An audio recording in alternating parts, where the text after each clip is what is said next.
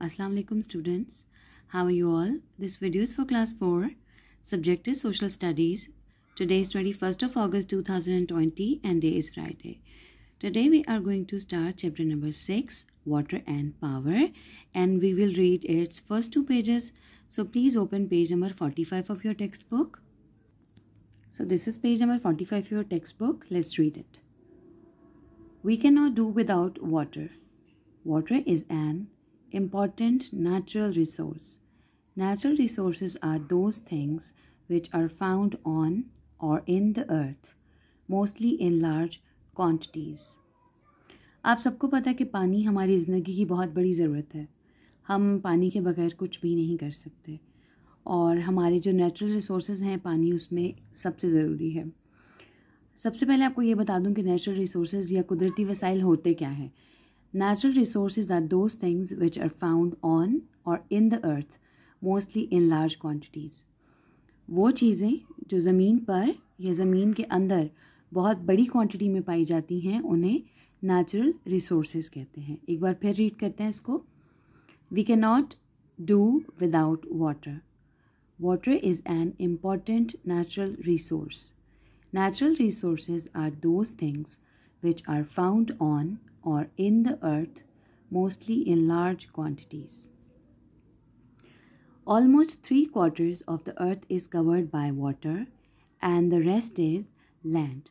अब आपकी अर्थ का जो टोटल एरिया है या जितनी आपकी अर्थ है उसका जो 3/4 पार्ट है उसमें पानी है और बाकी लैंड है. तो आप देख लें कि कितना ज़्यादा पानी है दुनिया पे. Water is found in different places on the land and there is plenty of water in the sea. जो ज़मीन है उसके भी मुख्तलिफ़ हिस्सों पर पानी पाया जाता है लेकिन दरियाओं में बहुत ज़्यादा पानी पाया जाता है. The difference is that water on land is usually fresh but sea water is salty.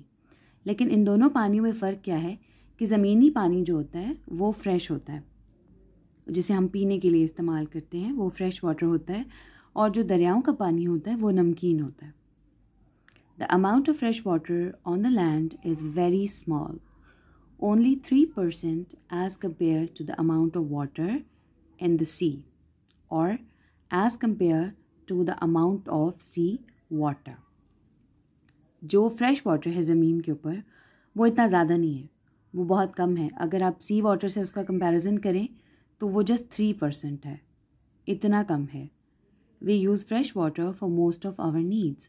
और हमारी जो डेली नीड्स हैं उसके लिए हम आप सबको पता है कि फ्रेश वाटर यूज़ करते हैं. इस पैराग्राफ को एक बार और रीड करते हैं. Almost 3/4 of the earth is covered by water and the rest is land. Water is found in different places on the land and there is plenty of water in the sea. The difference is that water on land is usually fresh, but sea water is salty. The amount of fresh water on the land is very small, only 3% as compared to the amount of sea water. We use fresh water for most of our needs. The water on the earth is heated by the sun. अब जो पानी है जितना भी ज़मीन के ऊपर वो सूरज की हरारत की वजह से गर्म हो जाता है. Some of it turns into water vapor and rises to form clouds. अब क्या होता है कि कुछ पानी जो है वो वाटर वेपर्स की बुखारात की शक्ल इख्तियार कर लेता है और ऊपर को उठ जाता है, उससे बादल बनते हैं. When the clouds are heavy with water, tiny drops fall to earth as rain. अब जब पानी बुखारात बनकर ऊपर उठ जाता है और बादल बन जाते हैं तो बादल जो होते हैं वो पानी से भर जाते हैं, पानी की वजह से हैवी हो जाते हैं. तो वो पानी छोटे छोटे कतरों की सूरत में ज़मीन पर वापस आ जाता है जिसे हम बारिश कहते हैं. But the winds do not carry rain-filled clouds to all parts of the earth. लेकिन ऐसे नहीं होता कि अगर ज़मीन के एक हिस्से में बारिश हो रही है तो दूसरे हिस्से में भी हो रही हो. हवाएं सारे बादल उड़ाकर पूरी दुनिया में ये नहीं ले जाती. Some parts do not get any rain and remain very dry. कुछ हिस्से ऐसे होते हैं जिनमें बिल्कुल बारिश नहीं होती और वो बिल्कुल ड्राई रहते हैं. Other parts of the earth get very heavy showers of rain. और कुछ ऐसे हिस्से हैं ज़मीन के जहाँ पर बहुत ज़्यादा बारिश होती है. In the colder parts of the earth and on very high mountains, this moisture falls as snow. अब जो ज़मीन के ठंडे हिस्से हैं या जहाँ पर ऊंचे ऊंचे पहाड़ हैं, वहाँ पर ये बारिश जो है वो चेंज हो जाती है स्नो में, और वहाँ पर बर्फ़बारी होती है। In some places the snow forms glaciers in the mountain. और कई दफ़ा इतनी बर्फ़ पड़ती है कि वो बर्फ़ वहाँ पर ग्लेशियर्स बना लेती है पहाड़ों में। In summer the snow melts and increases the amount of water in the rivers flowing down the mountains. और फिर क्या होता है कि वो सारी बर्फ़ जो सर्दियों में पड़ती है वो गर्मियों में पिघलना शुरू कर देती है, और फिर जो दरिया ऊपर से नीचे की तरफ पहाड़ों से बह रहे हैं उनमें पानी का लेवल बढ़ जाता है। इस पैराग्राफ को एक बार और रीड करते हैं। The water on the earth is heated by the sun. Some of it turns into water vapour and rises to form clouds. When the clouds are heavy with water, tiny drops fall to earth as rain. But the winds do not carry rain-filled clouds to all parts of the earth. Some parts do not get any rain and remain very dry. Other parts of the earth get very heavy showers of rain in the colder parts of the earth and on very high mountains. This moisture falls as snow. In some places, the snow forms glaciers in the mountains. In summer, the snow melts and increases the amount of water in the rivers flowing down the mountains. This is page number 46 of your textbook, और इस पे दिए हुए हैं sources of water कि पानी हम हासिल कहाँ कहाँ से करते हैं, हमें कहाँ कहाँ से पानी मिलता है. So first and the most important source of water is rainfall.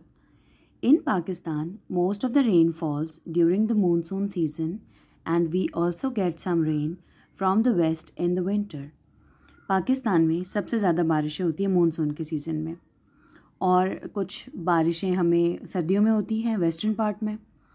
In many places the ground is very hard and rain water does not sink into the ground. अब कुछ जगहों पे जो ग्राउंड सरफेस है वो इतनी हार्ड होती है कि पानी एब्जॉर्ब नहीं होता उसके अंदर, और उधर ग्राउंड के अंदर पानी एब्जॉर्ब नहीं होता. It runs along the surface forming little streams and larger reverse. ऐसे होता है कि वो पानी फिर सरफेस पे बहता बहता छोटी छोटी नदियाँ नाले बनाता जाता है और कुछ बड़े दरियाओं में भी बदल जाता है. This water naturally travels downward and finally reaches the sea. और ये जो पानी होता है ये नीचे की तरफ बहता है और फाइनली दरिया तक पहुँच जाता है. As it is not rain all the time और regularly throughout the year, it is important to store water for later use. अब आपको पता है कि पूरा साल बारिशें डेली नहीं होती, रोज़ रोज़ बारिश नहीं होती, या कोई बारिश का कोई एक स्केड्यूल नहीं है कि बारिश आज होगी कल नहीं होगी. इसका कोई पता नहीं है, ये तो नेचर की तरफ से आती है, नेचुरल होती है. तो हमें ये करना होता है कि पानी को बाद में इस्तेमाल करने के लिए स्टोर करना होता है. This is why a number of dams, reservoirs and tanks have been built where water can be stored until it is needed. तो फिर ऐसा किया जाता है कि डैम्स बनाए जाते हैं, रेजरवॉयर्स बनाए जाते हैं, टैंक्स बनाए जाते हैं जिसके अंदर पानी को स्टोर किया जाता है ताकि ज़रूरत के वक्त उसे इस्तेमाल किया जा सके. Where there are large rivers, we can also build canals to take water to the drier parts of the country. अब जहाँ बड़े बड़े दरिया हैं वहाँ ऐसे होता है कि छोटी छोटी कैनाल्स बनाई जाती हैं जो कि मुल्क के जो दूसरे खुश्क इलाके हैं जहाँ ज़्यादा बारिश नहीं होती, जहाँ पानी की कमी होती है, वहाँ तक पानी पहुँचा सकें. Pakistan has the largest canal system in the world, और पाकिस्तान में दुनिया का सबसे बड़ा कैनाल सिस्टम है. इसको एक बार फिर से रीड कर लेते हैं. Rainfall in Pakistan, most of the rain falls during the monsoon season and we also get some rain from the west in the winter. In many places the ground is very hard and rainwater does not sink into the ground. It runs along the surface, forming little streams or larger rivers. This water naturally travels towards and finally, this water naturally travels downwards and finally reaches the sea. As it does not rain all the time or regularly throughout the year, it is important to store water for later use. This is why a number of dams, reservoirs and tanks have been built where water can be stored until it is needed. Where there are large rivers, we can also build canals to take water to the drier parts of the country. Pakistan has the largest canal system in the world. Okay, next resource is wells. Wells कहते हैं कुओं को. Wells are large holes dug in the ground to obtain water from underground sources and also to store water. अब walls कैसे बनाए जाते हैं? बहुत गहरे गहरे गड्ढे खोदे जाते हैं ताकि जो ज़मीन के नीचे पानी है उसको इस्तेमाल किया जा सके और उसको स्टोर किया जा सके. In the past these were dug by hundreds of people. पहले वक्तों में ऐसे होता था कि कुएं बहुत सारे लोग मिलकर खोदते थे. There are many such wells in our country even today and they are very useful where there is no supply of piped water.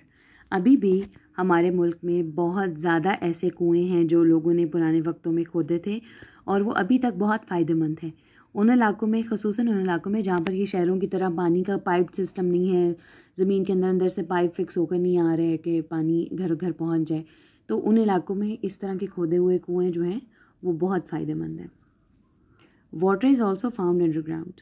पानी जो है वो ज़मीन के अंदर भी पाया जाता है. This occurs when surface water seeps through the soil and is trapped between layers of hard rock.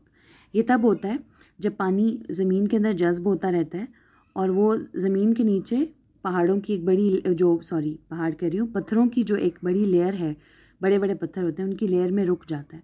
सो फिर आप उसको वहाँ से निकाल कर इस्तेमाल कर सकते हैं, इसलिए कुएँ खोदे जाते हैं. इस पैराग्राफ को एक बार और रीड कर लेते हैं. Wells. Wells are large holes dug in the ground to obtain water from underground sources and also to store water. In the past, these were dug by hundreds of people. There are many such wells in our country even today, and they are very useful where there is no supply of piped water. Water is also found underground. This occurs when the surface water seeps through the soil and is trapped between layers of hard rock. Okay, next is tube wells. In recent years, the water from open wells has not been enough to meet our needs. अब वक्तों में पानी की ज़रूरत ज़्यादा बढ़ गई है लोगों को, तो उसके लिए जो पहले के कुएं हैं या जो इंसान खोदते थे जो कुएं खुद से, उनसे जो पानी हासिल होता है वो ज़रूरतों को पूरा नहीं कर पाता. We now dig wells by drilling very deep holes in the ground. अब ऐसे होता है कि मशीन के ज़रिए ड्रिल करते करते बहुत बड़े बड़े कुएं खोदे जाते हैं. A tube or casing is put into the hole. अब फिर ऐसे होता है कि उसके अंदर पाइप्स या ट्यूब्स डाल दी जाती हैं. Water from many hundreds of meters below the surface is pumped up by electric or diesel pumps. फिर ऐसे होता है के होल्स करने के बाद और फिर उसके अंदर पाइप्स फिक्स करने के बाद जो इलेक्ट्रिक पंप्स होते हैं या डीजल पंप्स होते हैं, उनकी मदद से कितना नीचे का पानी, कितने मीटर्स नीचे का पानी जो है वो बाहर निकाला जा सकता है. Farmers can water their crops throughout the year if there is a tube well near their land. अब फार्मर्स जो होते हैं, जो किसान होते हैं, वो पूरा साल अपनी फसलों को आराम से पानी दे सकते हैं अगर उनके खेतों के आसपास कहीं ट्यूबवेल्स हों तो. इस पैराग्राफ को भी एक बार फिर से रीड करते हैं. Tube wells. In recent years the water from open wells has not been enough to meet our needs. We now dig wells by drilling very deep holes in the ground. A tube or casing is put into the hole. Water from many hundreds of meters below the surface is pumped up by electric or diesel pumps. Farmers can water their crops throughout the year if there is a tube well near their land. So ये दोनों pages, इनकी reading आपका task है आज का. इन दोनों pages की reading complete करने के बाद प्लीज़ यहाँ एंड पर आज की डेट ज़रूर मेंशन कीजिएगा और इसे अच्छे से रीड कीजिएगा और समझने की कोशिश कीजिएगा. Thank you.